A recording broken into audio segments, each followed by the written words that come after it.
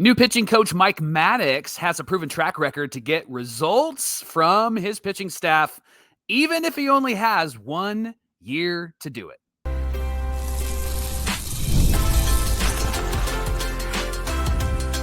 You are Locked On Angels, your daily Los Angeles Angels podcast. Part of the Locked On Podcast Network, your team every day. Thanks for making Locked On Angels your first listen of the day, part of the Locked On Podcast Network, where it's your team every day, and the #1 sports podcast network today. We're going to talk about somebody really good who is #1, and that is Mike Maddux. He's our new pitching coach for the Halos, and history shows that he can change things in just 1 year. So what does that mean for guys like Detmers and Soriano? Will they be good and maybe be better? Also, the Angels are going to need a hitting coach, and we're wondering who that might be, but more importantly, what their approach might be. We've got some suggestions, and who are the new guys on the bench, and do they matter? Do bench coaches matter? We'll talk about that in segment 3, but before we get there, we want to thank our sponsor, FanDuel. Right now, new customers can bet $5, and if your bet wins, you'll get $300 in bonus bets to use across the app. Download the FanDuel app today. Thanks for being here for this episode of Locked On Angels, where it's your team every day. You've got the Frisch brothers here with you, a.k.a. the Super Halo Bros. My name is John, and that's my brother Mike. And my name is Mike, and that's my brother John. Hey, we just finished our 4th season here at Locked On Angels, and we're talking Angels baseball with you every Monday through Friday. In fact, it's our hope and our desire that you will leave each episode a smarter fan, a more informed fan, and that, when you get together with your buddies, you know what you're talking about. And we're talking about one of the best pitching coaches out there, aren't we, Mike? Yeah, the Angels signed one of, if not the best pitching coaches in Mike Maddux. And last year, Mike Maddux led the Rangers to a major league best 3.47 ERA in 2025. Yesterday, we shared all the ugly pitching stats for the Halos in 2025. Mike Maddux really helped the Rangers do well. Now, some might say, well, that's because his staff included established stars like Jacob deGrom and Nathan Eovaldi, which is true. That's good pushback. But here's the pushback to that pushback, John. The Rangers bullpen had a 3.62 ERA. They were 5th in all of baseball last year. John, that pen was made up of a lot of short-term free agent acquisitions. They pieced that pen together, similar to what Perry Minasian does with the Angels bullpen, and that bullpen pieced together was working because Mike Maddux was the pitching coach. He made it work. Truth is, he got really good results, but not just from the elite pitchers. He also got good results from the pitchers who were not elite and specifically who were really struggling coming into 2025. Yeah, one pitcher who wasn't good and began to turn things around under Mike Maddux is Patrick Corbin, Mike, and was part of the Angel system at one point. Yep. Didn't get to see him come up, but he was coming off his 4th consecutive season with an ERA over 5. And then in 2025, he had an ERA of 4.40 under Mike Maddux. Corbin also had his highest ERA plus in 6 years at 83. So 100 is league average. So 83 is not ideal, but it's the best that he's been in years. And remember, he made us look like idiots when they when he pitched against the Angels this year, right? Can't change the approach, can't do anything different. Just let him steamroll over the lineup. He also had one of the lowest whips in 6 years at 1.365. He had his best fielding independent pitching in 6 years at 4.25. Yeah, and just for fun, let's talk about one more pitcher, someone that we've talked about on this show and that everydayers have talked about, and that is Tyler Mahle. He had his best season under Mike Maddux since 2021, lowest ERA in his career, and since we're mentioning ERA plus for Patrick Corbin, Mahle's ERA plus was 168, John, and he did have just 15, 16 starts. He had some injury issues, so it is smaller sample size than Patrick Corbin. But John, those are really good numbers, and Mahle figured something out as Mike Maddux was coaching him last season. Yeah, 68% better than league average. And 15 starts, I'll take that. That's enough of a sample size for me. Now, one more thing. Both Patrick Corbin and Tyler Mahle improved under Maddux in just 1 year's time. They did. And we're bringing that up for 2 reasons. One is because Mike Maddux gets results. He does. Gets it done. And 2, because he may only have 1 year to get results, right, Mike? Yeah, one everydayer gave some pushback when Mike Maddux was signed. Like, hey, this would be a great deal if he's not just here for 1 year. And we understand the sentiment. However, the stats say that Mike Maddux can change things pretty drastically in just 1 year. So the big question, John, is can Mike Maddux get the same results or maybe better results like he did with Patrick Corbin, like he did with Tyler Mahle and other pitchers, especially in the bullpen? Can he get those same results with Detmers and Soriano? I know Soriano had a really good year last year, but can he get those results with those two guys? Can he help Caden Dana improve, not just be good in one start, but consistent over multiple starts? We saw some flashes. We saw some glimpses, right? And even Sam Aldeguerri, who has come up, he's bulldog. I mean, that guy fights when he comes up, but we haven't seen him put it all together yet. Sure, age and experience all plays into that. But John, do you think that Mike Maddux is the key to unlocking those four names that I brought up? I think what needs to happen here is that under Mike Maddux, these guys have to pitch smarter. And it's a question of, hey, what are you going to do when you get that first pitch strike on them? Are you going to throw it outside the zone 3-4 more times? And Walk, you mentioned yesterday that how frustrating it was to see strike one on the first pitch and then ball one, ball two, ball three, strike two, ball four, right? And these guys, look, we've mentioned this on the show before, pitch sequencing in terms of where do you start? What's the next pitch you're going to? What are you going to fool them with? Are you going to throw that fastball up? Are you going to throw it down? Right? There's a science to all of this. Mm-hmm. And so my hope is that these guys just don't go out there and throw. And I don't think that's everybody. I think that there are smart pitchers on this team, and I'm not trying to take away from anybody. But Mike, there's a reason why you hear that phrase, that guy's just a thrower. He's not a pitcher. And when people say that, they're implying that this guy's just up there throwing darts. Yeah. He's not up there strategically thinking through, hey, what's the hitter at the plate think I'm going to do next? And what does he think I think he thinks he's going to do next, right? Like it's that kind of stuff. Yeah. It's the cerebral assassin. You need a Triple H attitude up there on the mound. And so my hope is, Mike, that with guys like Detmers and Soriano, that he can get them to think a little bit more strategically. When I think about Dana and Aldeguerri, the talent's there, but it's how you execute the talent. It's how you sequence those pitches and put those guys in a situation where you're in charge. You're driving the bus. Yeah. You're the one who's in charge of the situation. Make them afraid of you. Don't be afraid of them. And don't be predictable, right? Yeah. I think that that's another aspect to all of this is don't be predictable. You got to fool some guys up there. And part of the way that you do that is thinking through the situation and don't plan ahead. Don't be like, first I'm going to throw a curveball and then I'm going to throw a fastball. And then that's not what I'm talking about. Yeah. I'm talking about, we say it all the time, read the room, read the moment. And if this guy is chasing your slider on strike one, bring it back for pitch 5 in the sequence. You know what I'm saying? I think that that's what we might see under Mike Maddux. What about you? Well, I'm thinking about what our buddy at Locked On Rangers said. Bryce Patrick, outside of throwing a fit that Mike Maddux came to the Angels, which we love. He's fine. He just got engaged this weekend. He's fine. Congrats to Bryce, by the way. He said that Mike Maddux really is a planner and he helps his guys prepare.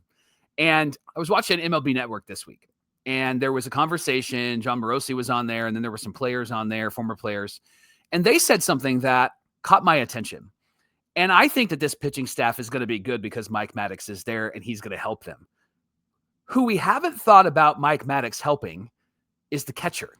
We haven't thought about how he will impact Logan O'Hoppe and Travis d'Arnaud, but specifically O'Hoppe. Yeah. John, the guys said on MLB Network, they said, you don't even need to go into those pitchers meetings, those hitter meetings to learn the strategy when you have a catcher who knows what he's doing. And I think this is a big year for this starting rotation, specifically with Mike Maddux there. But I also think that Mike Maddux might have some good impact and influence on Logan O'Hoppe and Travis d'Arnaud. Travis d'Arnaud is a good backup. He is a good backstop. He is a smart catcher. And Logan O'Hoppe has been great. And then last year just fell off a cliff. My opinion is mostly coaching is what his issue was. It was just told too many things, not focused on one thing. If Mike Maddux is a guy who, according to Bryce, keeps things simple, helps them plan, very strategic, I think that it's not just going to benefit a Reid Detmers and a Jose Soriano, but I think it's going to benefit a Logan O'Hoppe. And if they're on the same page, there's synergy, John. Synergy. There's a good word. I think that that's going to really help this team, and you're going to see what they need most. You're going to see run prevention. You're going to see them hold other teams down instead of having to score and score some more and then score again, right? There were a lot of games where they scored a lot, but then they allowed the runs right back. There was never a shutdown inning. If they had a shutdown inning, it was few and far between. I think Mike Maddux is going to help the pitching staff be prepared, but I really think he's going to help Logan O'Hoppe and Travis d'Arnaud be prepared. And if they're prepared, according to some of the smartest baseball minds out there, especially on MLB Network, they're like, dude, this is going to be great for any team when their catcher knows this is what we're going to do. And if Mike Maddux gets them ready for that, I'm super confident that they'll improve just in that area alone. Yeah. If you don't know, now you know. There you go. Hey, thanks for making Locked On Angels your first listen of the day. Coming up, will the new hitting coach have a different approach than previous hitting coaches? And we've added 2 to the coaching staff, and I think they're pretty good moves, Mike, and we're going to discuss all of that in just a minute. There is no place better to get in on all of the NBA action than with FanDuel. They're the official sports betting partner of the NBA. And if you missed the start of the game or you want to ride the hot hand, FanDuel has live bets on everything from who's going to score first to who's going to score next to fourth quarter comebacks. You can even combine your live bets into a same game parlay for a shot at even a bigger payout. It keeps the game so exciting, especially when your team's making that late quarter push. Right now, FanDuel is giving new customers $300 in bonus bets when your first $5 bet wins. So head to FanDuel.com to sign up and play your game with FanDuel, the official sports betting partner of the NBA. This is the Locked On Podcast Network, the #1 sports podcast network out there. And we appreciate you making Locked On Angels your first listen of the day. You can listen to us wherever you get podcasts. You can watch us on your smart TV. You can watch us on YouTube. And we would love for you to get into the comments section, because that's the best place to get into the discussion, especially regarding today's episode. Now, before we get into the conversation of who's going to be the new hitting coach, Mike, I just got to say, the 1 year thing doesn't really bother me. I kind of feel like a lot of these supplemental coaches are quote unquote on contractor deals, right? It's freelance almost. It's, you're here for this season, and if you want to be back next season, we'll bring you back then. So I guess what I'm trying to say is I'm not too worried about that, because if they have a great year and then there's a lockout and then they come back, then why not bring back Mike Maddux to be the pitching coach again? So that's just kind of my thought on that. I'm not too concerned about what it means. Look, the dude wants to be here. Yeah. The dude wants to be in Anaheim for some chose reason. the Angels. Yeah, you're right. Exactly. So I think I'm just going to roll with that and let myself be happy about that. Now, good. I'm glad you're letting yourself be happy. I got to have some happiness in my Halo-dom. In this economy? Yeah, no kidding. Who's going to be the new hitting coach? A lot of fans are wondering. Mike, we've got 3 suggestions. 2 are an example of the approach the Halos need. And 1 name is available to hire today. He's got that LinkedIn banner that says open to work on his profile picture. So why don't you take us through the first one? Yeah, as of this recording, we don't know who the hitting coach is going to be. Now the Angels could surprise us like they did on Tuesday night around dinner time. They're like, oh, hey, by the way, we added 2 bench coaches, right? Like, so it could happen as we're recording. That would be great. But here's 2 names that are good hitting coaches, and it's their approach that we really like. And then we'll give you a 3rd name of somebody that is available. You may not like it, but we're going to talk about it anyway. Now, let me tell you about Kevin Long. He's the Phillies' current hitting coach, so not likely that he will be available. However, his approach is something that we believe will fit the Halos really well. Here's why we believe it will be good. Now, he coached the Yankees from 2007 to 2014 was with the Mets, 2015, 2017, the Nats, 2018 to 2021. He was there when they won the World Series. Yeah, look, New York Yankees in the playoffs. 2007, they win the World Series. 2009, they're in the playoffs all those years. New York Mets make it back to the playoffs for the first time in forever, right? Yep. And there he is helping the Nationals get to the World Series. Something Pretty to good. that, Michael. Yeah. Pretty good. And he's now with the Phillies. Now, his team has showed some offensive spikes. For example, the Yankees, under his leadership, they led baseball in a lot of offensive categories when he started. Now, the Angels are wanting to be a bit more consistent in their offensive production, and that's something Kurt Suzuki's talked about. Improve their fundamentals, get on base, not just hit the home run and strike out. Long's experience working with veteran hitters and developing game plans is something that we believe the Angels need, where they're not just giving everybody one size fits all. It's not just the same hitter all the way through, but that they're developing game plans, but they have nuance in those game plans. And that is something that Kevin Long does everywhere that he has been. I love that. Hey, second name here is Jeff Albert. And here's why his approach works. Albert is more of a next-gen hitting coach, I guess you could say. He's got strong credentials in hitting development, biomechanics, analytics. He was hired by the Mets as director of hitting in 2022, recently elevated to lead the Major League hitting program. And for the Angels, the young hitters might benefit from a fresh development voice, not just a veteran like guy who's going to come in and fix everything. Yeah. So Albert could bring his skill set to the Angels, and it could align well, especially with the number of young hitters the Angels have currently and are on the way to the Major League team too. So we mentioned those two guys as mindset. We mentioned those two guys as approach. They're most likely not available. I don't think the Angels are going to be able to pluck them from their teams.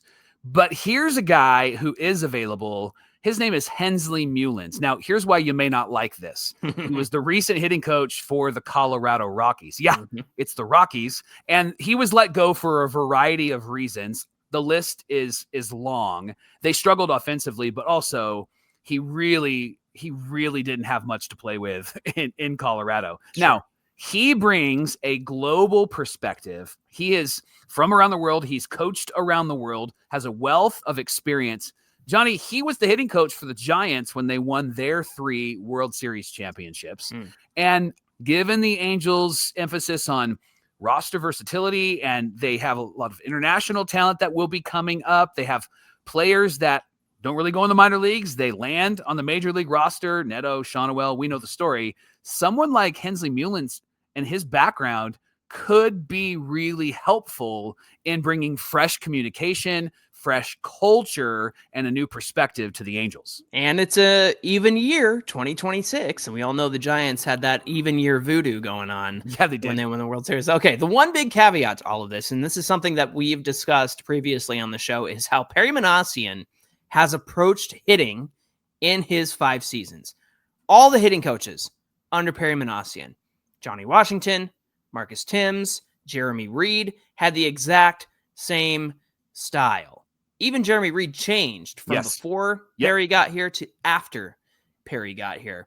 By the way, it was pointed out to us, Marcus Timms going to be the hitting coach for the Royals this season. Saw that. Yep. Which to me makes sense because the Royals really needed some pop, and they were not scoring a lot. So I think the one thing that they could fix is adding some pop, and I think Marcus Timms could do that. So all that to say, all these guys, power and strikeouts over contact and on base. So the big question is, are they going to bring in a hitting coach with a different approach? Or as Perry Minasian said, Kurt and I are tied together. Are they going to get the same type of coach that they've already had? Your thoughts, Michael? Well, 5 years tells us that they're probably going to do the same thing. But then they brought in Mike Maddux. And that throws me, John. It throws me, and maybe it's because I'm a fool, but it throws me because Mike Maddux is somebody who is top-notch terrific, right? So it makes me think, I wonder what they're going to do here. And I wonder if Kurt Suzuki has a little bit more hand than other guys have had in this organization with Perry Minasian. Meaning, does he have a bit more sway because he's worked with Perry the last couple of years in his office? Yeah. So it might be that Kurt gets somebody that lines up more with what he said at his press conference than what we've seen the last 5 years and what Perry Minasian has implemented. Now, Perry did mention that we got to clean up the strikeouts, that we got to get on base more. And then Kurt Suzuki said the same thing. I like that. I just want to see that. And so, again, I said my posture will be arms folded, leaning back. What's the team going to do? That's how I'm going to watch this team. Yeah. But because they brought in Mike Maddux, it made me go, okay, that's a good move, right? Mm-hmm. That's a good move. I'd be interested in if they go kind of out of the box. Wow, that's a good move in bringing somebody of quality in, John, somebody that I think that they should at least consider. He only had 1 year in 2016 with the Marlins as a hitting coach. It's Barry Bonds. Barry Bonds was somebody that Christian Yelich said changed the game for him. There was a whole video of Christian Yelich saying that Bonds taught him how to hit the ball in a way where he's not just slapping it or he's slugging it, but he's making contact where it's going to drop in somewhere. It's going to find a spot either through the infield or in the outfield. Yelich says that he changed his whole career because of what Barry Bonds taught him. And so I think if you're going to go with, you're going to take a swing, I think somebody like Barry might be worth it, right? I know former players aren't always great when they come back in. In fact, big name former players, I did chat GPT yesterday to figure this out. So, and then you know that's accurate. But big former players as coaches don't really see much success. It's always the players that are kind of middle of the road or maybe a bit known that come in. We all know that, but I think maybe with Barry Bonds, you take a big swing and see what you get with that guy, because what he did with the 2016 Marlins is he really changed how they approached themselves at the plate. The reason why he didn't last is because he had a lot of clashes with the staff that was there at the time. That's the thing you got to take into consideration too, is these best players that have been on the field are not always the best communicators. Yeah. And that's why you do see a lot of, guys who were in the minors but never quite made it to the majors and things like that, or, a relief pitcher, that sort of thing. So for me, Mike, I think that there's a couple things that stand out to me. One is this hasn't worked for 5 years. Yeah. You have enough of a sample size now to know that, hey, Perry, you got to change your approach. And I'm encouraged by the fact that he said they got to figure that stuff out. However, Kurt Suzuki said, Perry and I don't agree on everything. And I have to wonder if part of not agreeing on everything is the approach the guys were taking at the dish. I wonder if that's a big part of what Kurt can change about this team next season. So I'm very interested to see how this all plays out. But at the end of the day, they got to change their approach. They got to change something, because what they've been doing so far has just not worked across Perry Minasian's tenure.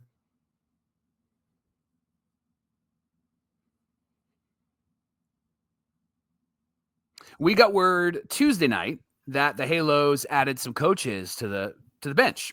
Now, AJ Ellis has been rumored to come here, and Dave Martinez has been rumored to come here. But the names that actually are going to arrive in Anaheim are veteran Major League manager John Gibbons. Mm-hmm. He's going to serve as a bench coach.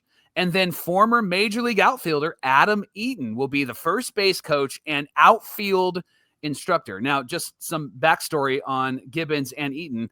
Gibbons managed the Toronto Blue Jays in 2 separate stints, 04 to 08, and then 2013 to 2018. Perry Minasian worked with Gibbons in Toronto during his second stint. And the last 2 years, he was the bench coach for the New York Mets. Now, Adam Eaton played 10 years in the majors, and he fits that list of Angels who ended their career or players who ended their career with the Angels, which was here's just a side note, off-air note.